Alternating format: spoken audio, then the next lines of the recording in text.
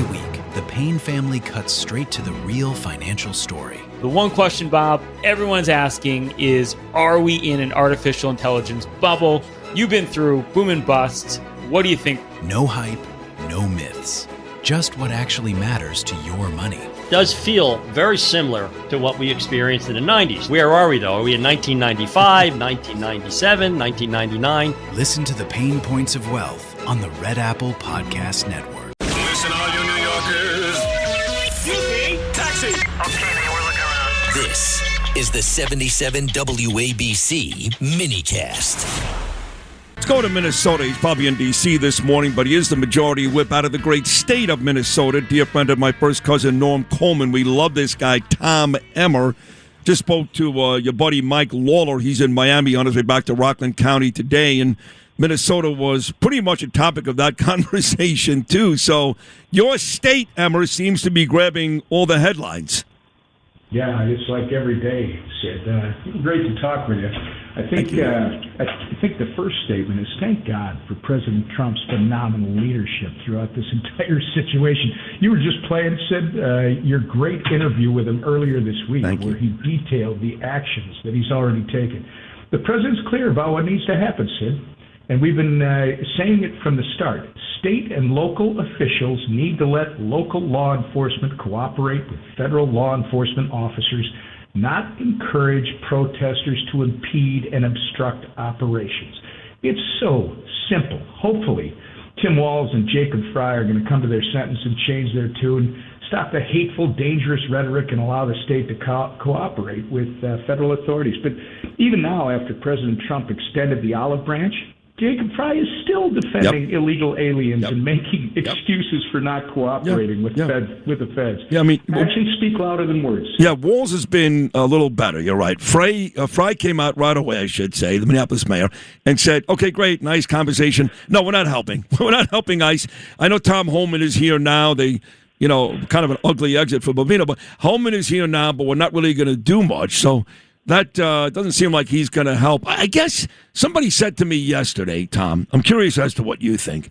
I said, you know what really would be good for Trump? You remember, Tom, during COVID, we had those daily press conferences, and I know back then it was the president because people were dying, obviously.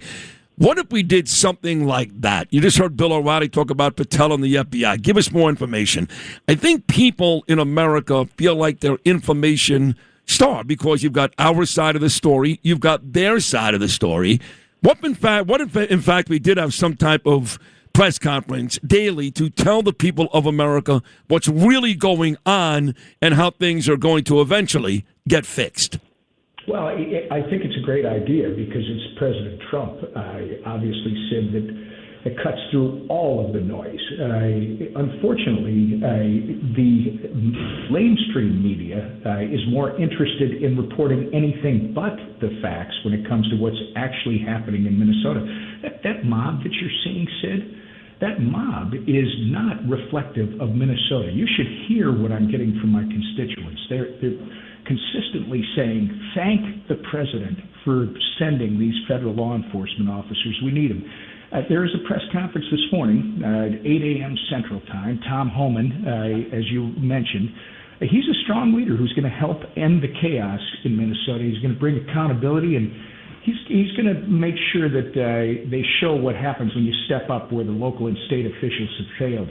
He's there to make clear that President Trump wants American cities to be safe and secure for law-abiding citizens. I think that's the beginning of what you're talking about, this press conference, because Tom is a cop's cop, and he says things pretty plain and simple and understandable. But the other piece, think about this, Sid. Kristi Noem and Homeland, every day on their website, they publish all the bad guys they're picking up, murderers, rapists. They've had deportation orders for years. You can go to that website and you can literally look up in your state who they have apprehended and who they are removing. But does the mainstream media report any of that? Do they tell people to go there and look at it? Absolutely not. They don't want you to see that what President Trump promised is what President Trump is delivering. He wants us all to be safe. Bottom line, I want to talk about Congress for a second. You know, the big, beautiful bill, we had some splits. You remember, it was four guys, I guess, led by my guy Lawler, who went against Mike Johnson and the rest of the crew and in their effort to do what they think is best in terms of that bill. And now we're hearing a lot about a split congressional House when it comes to the Preddy shooting and what's going on in your state. Is that overstated, exaggerated in the news, or is there a real issue between your own teammates, if you will, inside the House and how they feel about what President Trump is doing? Hey, when you get 218, 219 Republicans, Sid, we're not all the same. It's the beauty of our party. A Republican from the state of Alabama is not going to be exactly like a Republican from the Hudson Valley, like Mike Lawler. But look, that's great because those different point of views, that's what it takes to actually lead and get a good result. They run into each other quite a bit. And I expect that's going to happen again. I think what you're hearing, though, is we passed all the spending bills. Was it easy? Absolutely not, Sid. It was another gargantuan lift to pass all 12 spending bills out of the House before January 30th. What has happened now is the Senate has 6 of them that they need to pass this week because the shutdown obviously is January 30th at midnight. And now because of the Minnesota experience, there are Democrats that want to separate off the homeland piece of it.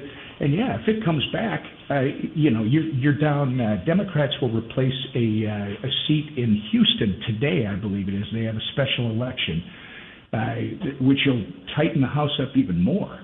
And with that one vote margin, you can't lose anybody, Sid. So there are going to be differences of opinion. The good news is they accomplished nothing by taking Homeland out of it. We funded Homeland in the big, beautiful bill, Sid, through 2029. So ICE, I should say, we funded. They're funded through 2029. There's $10 billion in this current bill for ICE. What that is for is that is Donald Trump cleaning up what Joe Biden's administration created when it came to unaccompanied minors. He's actually vetting any unaccompanied minors. He's not turning them over to whoever shows up. He's trying to eliminate the sex trafficking of these kids and know where they are and get them to their family members. That's what that money's for. The rest of it, the Coast Guard, the TSA, all of that, they're essential employees, Sid. Yeah. So you're accomplishing nothing by doing this. People will say that don't like the Democrats, that for every Preddy out there and good that died during this recent Minnesota operation, that the Democrats don't care, specifically Walz, because, hey, guess what? We're not talking about fraud. We're not talking about, the alleged crimes, corruption, which I think is more than alleged, by the way. We're not talking about it. Now, all of a sudden, Trump, he's got to fix it. Republicans got to fix it. So there is a portion of people who think Walz is actually enjoying some of this. But I heard a joke yesterday, Tom. Remember, it went like this. It's so cold in Minnesota. Now, for the first time in a long time, Somalians have their hands in their own pockets. And I know you're out there. I know you're out there every day, and you just, I think you just passed a bill maybe the last 2 days, still going after the Somalians and all the fraud in your state, yes? Yeah, actually, I filed a bill called the Scam Act, which is intended to expand and clarify the Immigration and Nationalization Act to provide that, if you come to this country, Sid, and you become a citizen, you're lucky enough to become a citizen of this country, if within 10 years of becoming a citizen, you commit an aggravated felony, you're involved in espionage, you're involved with the international terrorist group, guess what, Sid? We should be able to denaturalize you, strip you of your citizenship, and send you back to where you came from. And I think that's common sense. That's what we've started to move. By the way, for anybody who's listening, in the event that someone commits marriage fraud to gain access to this country, in other words, they marry someone to get around our immigration laws, Sid, that already is the law, that if you commit marriage fraud, we can denaturalize you and ship you back to where you came from, because I get that question all the time. Interesting, yeah. Last one, I know you got to run, Tom. I'm trying to figure out how Ilhan Omar is worth $30 million. I can't stand her. I hate her. I'm sorry, Tom. It's a rough word, I know, but I hate her. She hates me. I'm Jewish, and she hates this country, and I know President Trump has the DOJ, and you guys on this. How the hell did Ilhan Omar make get $30 million? And What can we do to possibly get rid of this lady? Any of those efforts going well? Well, there are rumors, obviously, about a matter of marriage that she circumvented our immigration laws. That's one way. But look, I think if that's true, by the way, but when it comes to Ilhan, she is one of the most racist, hateful anti-Semites that I have ever worked with. I mean, this gal goes on the national news programs and plays the victim, Sid. And then she goes to the University of Minnesota campus and essentially encourages violence on Jewish students. And we don't have anybody in the Twin Cities media that will even call her out on it. It's insane. And what you're pointing out is even more insane.